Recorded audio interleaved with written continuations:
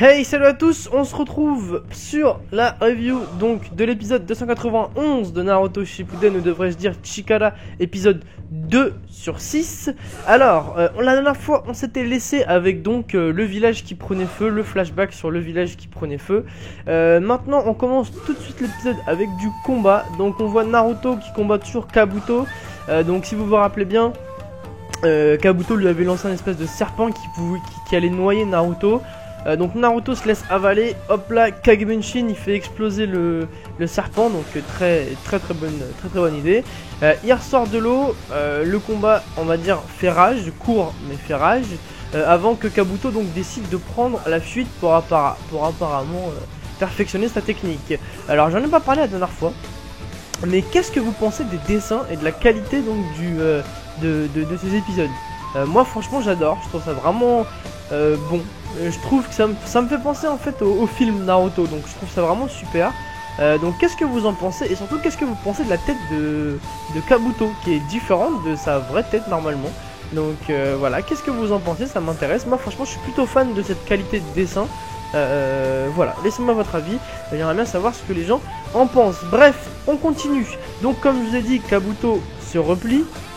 On voit donc Doku. Donc Doku qui est le gros monsieur, hein, qui a donc sauvé les enfants donc, du village.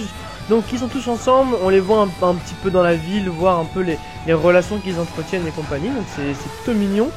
Jusqu'à ce qu'ils croisent Naruto donc et Sakura. Et alors là c'est le choc à leur vue.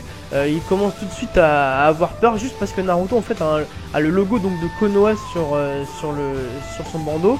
Étant donné que pendant la nuit ils se sont fait attaquer donc par des ninjas de l'Edo Tensei, il y en avait un parmi eux qui était Hayate si je ne me trompe pas, donc qui appartenait à Konoha. Donc ils ont pris peur, ils ont essayé de s'enfuir, donc Doku et les petits enfants. Il y a Léo, il y a Mina sa petite sœur, il y en a un qui s'appelle Phase et un autre qui s'appelle Lando. Donc ils s'enfuient sur un pont, ils tombent, ils chutent. Naruto les sauve, bon tout va bien. Ils commencent à discuter ensemble, ils se rendent compte qu'ils ne veulent de mal à personne et compagnie, donc c'est plutôt sympa.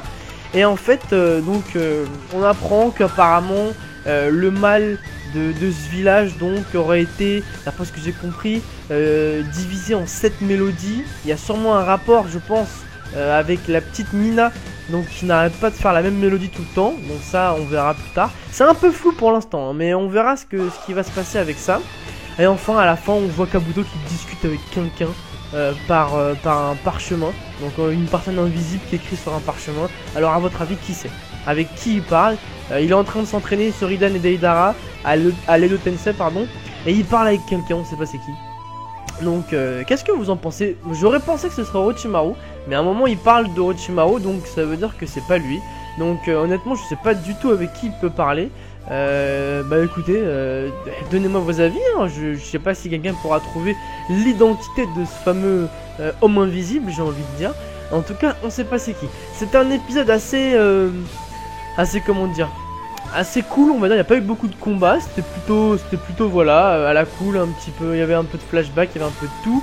J'en ai d'ailleurs oublié de parler de la relation entre Shiseru et Doku. Donc Shiseru c'est la dame qui ressemble un petit peu à Kurenai on peut dire, et Doku donc c'est le gros monsieur qui était gardien et qui a pris du poids d'après ce qu'elle dit.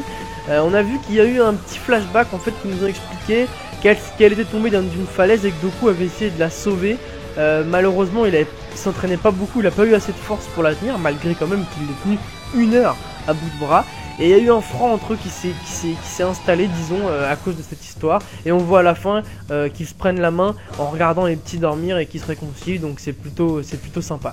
Voilà. En tout cas, voilà. La grosse question, en tout cas, c'est qui est cette personne invisible. Je pense qu'on va le savoir dans les prochains épisodes. Il en reste que 4 de toute façon. Donc je suis assez impatient. Voilà, écoutez, j'espère que la petite review vous a plu. On attend avec impatience l'épisode numéro 3 sur 6, donc qui aura lieu, enfin qui sortira du moins jeudi prochain. En espérant que ça vous ait plu encore une fois, laissez un petit like, un commentaire, n'hésitez pas à discuter de tout ça. Je répondrai à vos commentaires bien sûr. Et puis écoutez, on se dit à la prochaine. Voilà, salut à tous, c'est Shinobi, ciao.